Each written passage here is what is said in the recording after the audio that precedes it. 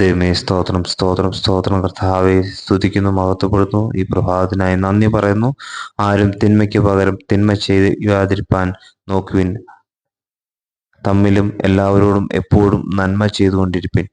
ദൈവമേ സ്തോത്ര, ഈ വചനത്തിനായി നിനക്ക് നന്ദി പറയുന്നു. കർത്താവെ എപ്പോഴും നന്മ ചെയ്യുന്നതിനായി തീരുവാൻ തക്കോണം അടിയങ്ങളെ നീ സഹായിക്കുമാറാണമേ എന്ന് പ്രാർത്ഥിക്കുന്നു. ദൈവമേ അടിയങ്ങളോട് ദോഷം ചെയ്യുന്നവരോട് കർത്താവെ അവരെ സ്നേഹിപ്പാനും കർത്താവ് അവർക്ക് വേണ്ടി പ്രാർത്ഥിപ്പാനും ഒക്കെ ഉള്ള കൃപ തരണം കർത്താവെ. അവർ ചെയ്യുന്നതിന് പകരമായി അതേ ദോഷം ചെയ്യുവാൻ ദൈവമേ നീ ഞങ്ങളെ സമ്മതിക്കരുതേ എന്ന് പ്രാർത്ഥിക്കുന്നു. അവരെ അനുഗ്രഹിക്കാനും അവർക്ക് വേണ്ടി പ്രാർത്ഥിപ്പാനും ഉള്ള കൃപ നീ ഞങ്ങൾക്ക് നൽകുമാറാണമേ. ഹല്ലേലൂയ, സ്തോത്രം കർത്താവെ. മറ്റുള്ളവർ കർത്താവെ ഏറ്റവും സ്നേഹത്തിലും കർത്താവെ അനുകമ്പയോടെയും കർത്താവെ ഇടപെടുവാൻ അടിയങ്ങളെ നീ ഇടയാക്കുമാറാണമേ എന്ന് പ്രാർത്ഥിക്കുന്നു.